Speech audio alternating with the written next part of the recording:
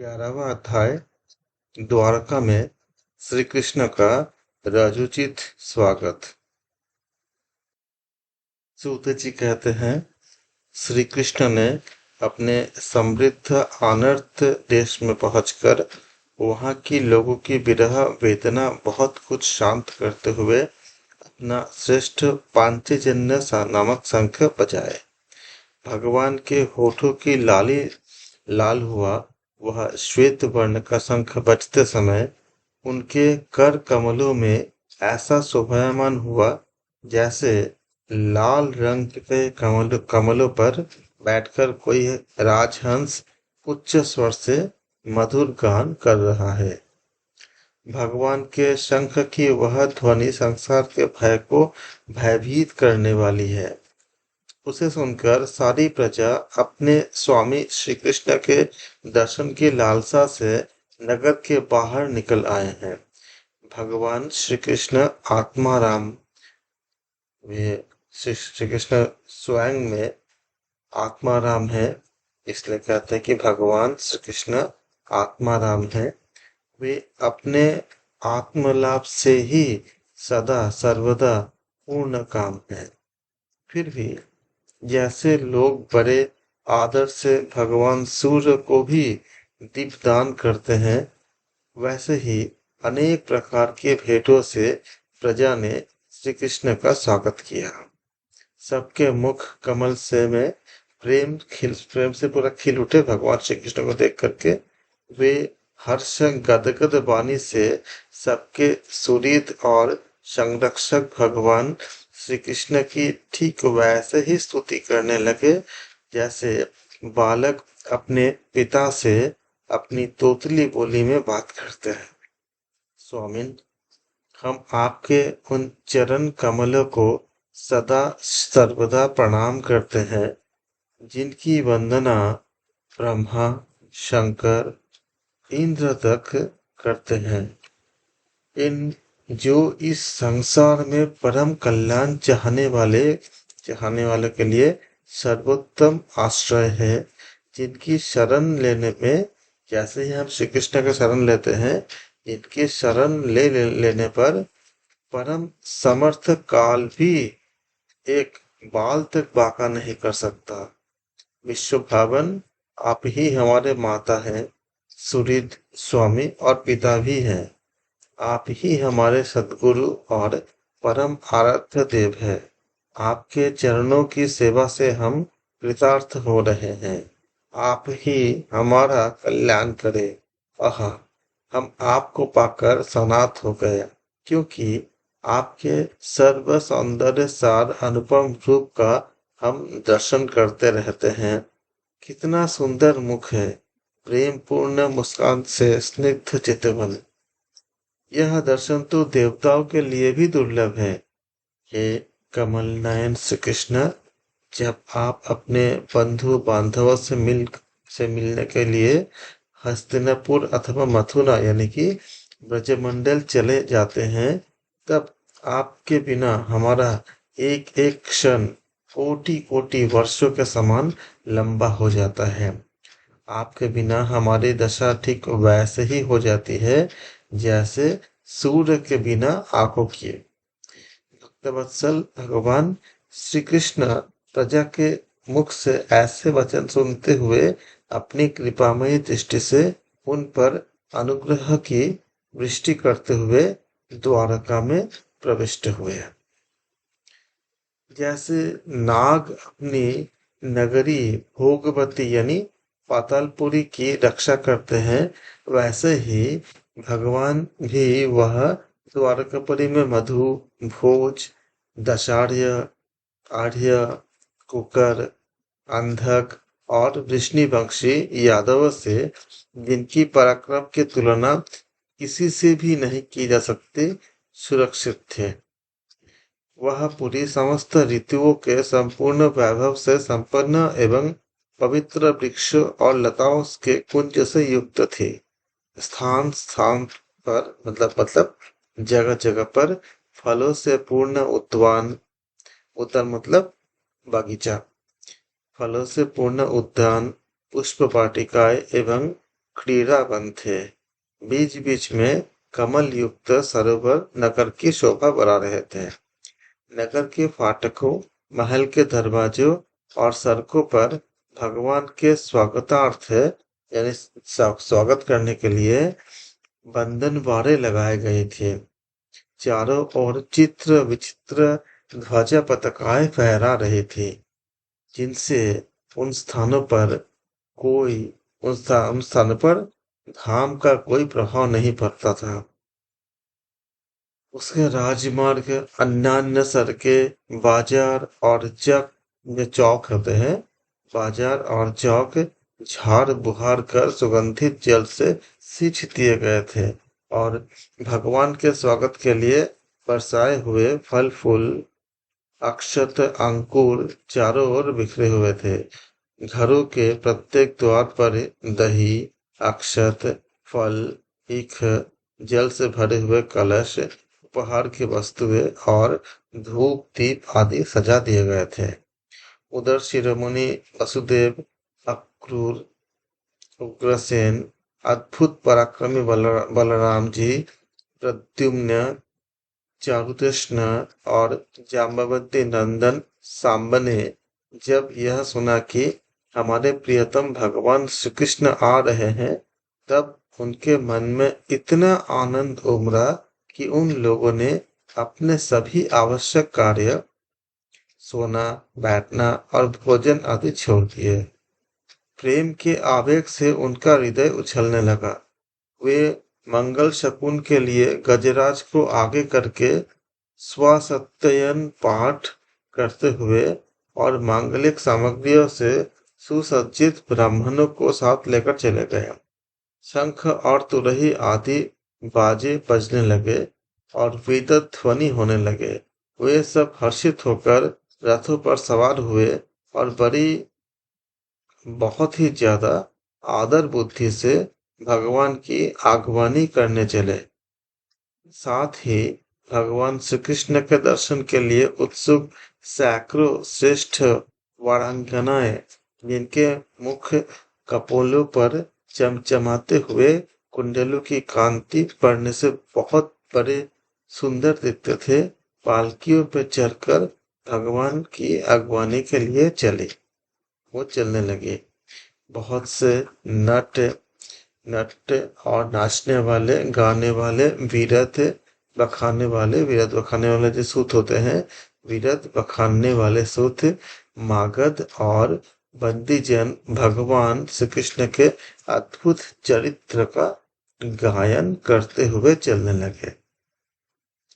भगवान श्री कृष्ण ने बंधु बांधवों, नागरिकों और उनके सेवकों से उनकी योग्यता के अनुसार अलग अलग मिलकर सबका सम्मान किया।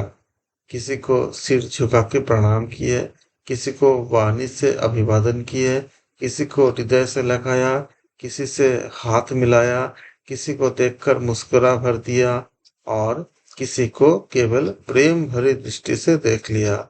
जिसकी जो इच्छा थी उसे वही वरदान दिए। इस प्रकार चांडाल पर्यंत सबको संतुष्ट करके गुरुजन, सपत्नीक ब्राह्मण और वृद्धों का तथा दूसरे समस्त लोगों का भी आशीर्वाद ग्रहण करते हुए एवं बंदी जनों से विरुदावली सुनते हुए, मतलब उनका जो दुख है, विरुदावली मतलब उनका दुख इत्यादि सुनते हुए सबके साथ भगवान श्री कृष्ण ने नगर में प्रवेश किया। सौनक जी, जिस समय भगवान राजमार्ग से जा रहे थे, उस समय द्वारका की कुल कामिनियां भगवान के दर्शन को ही परमानंद मानकर अपनी अपनी अटारियों पर चढ़ गई। भगवान का वक्षस्थल मूर्तिमान सौंदर्य लक्ष्मी का निवास स्थान है। उनका मुखौर बिंदु नेत्रों के द्वारा पान करने के लिए सौंदर्य सुधा से भरा हुआ पात्र है। उनकी भुजाएं लोकपालों को भी शक्ति देने वाली है। उनके चरण कमल भक्त परमहंसों के आश्रय है। उनके अंग अंग शोभा के धाम है। भगवान की इस छवि को द्वारकावासी निरंतर निहारते रहते हैं। फिर भी उनकी आंखें एक क्षण के लिए भी तृप्त नहीं होती। द्वार द्वारका के राजपथ पर भगवान श्री कृष्ण के ऊपर श्वेत वर्ण का छत्र तना हुआ था। श्वेत चमर डुलाए जा रहे थे। चारों ओर से पुष्पों की वर्षा हो रही थी। वे पीतांबर और वनमाला धारण किए हुए थे। इस समय वे एक ऐसे शोभायमान हुए मानो श्याम मेघ एक ही साथ सूर्य, चंद्रमा, इंद्रधनुष और बिजली से शोभायमान हो। भगवान सबसे पहले अपने माता पिता के महल गए। वहां उन्होंने बड़े आनंद से देव की आदि सातों माताओं को चरणों पर सिर रखकर प्रणाम किए और माताओं ने उन्हें अपने हृदय से लगाकर गोद में बैठा लिया। स्नेह के कारण माता ने उनके जैसे छोटे बच्चों का दूध, जैसे जब बच्चा जो एकदम छोटा होता है, जिस तरह से माताएं बच्चे को प्रेम करती है, अपने संतान को जिस तरह से प्रेम करती है, ठीक माताएं उसी तरह से कृष्ण को प्रेम करने लगे और वे आनंद के आंसुओं से उनका अभिषेक करने लगे। माताओं से आज्ञा लेकर वे समस्त भोग सामग्रियों से संपन्न सर्वश्रेष्ठ भगवान भवन में गए। उसमें 16,000 पत्नियों के अलग अलग महल थे। अपने प्राणनाथ भगवान श्री कृष्ण को बहुत दिन बाहर रहने के बाद घर आया देखकर रानियों के हृदय में बड़ा आनंद हुआ। उन्हें अपने निकट देखकर एकाएक ध्यान छोड़कर उठ खड़ी हुई। उन्होंने केवल आसन को ही नहीं बल्कि नियमों को भी त्याग दिया, जिन्हें उन्होंने पति के प्रवासी होने पर ग्रहण किए थे। उस समय उनके मुख और नेत्रों में लज्जा छा गई। भगवान के प्रति उनका भाव बहुत ही गंभीर था।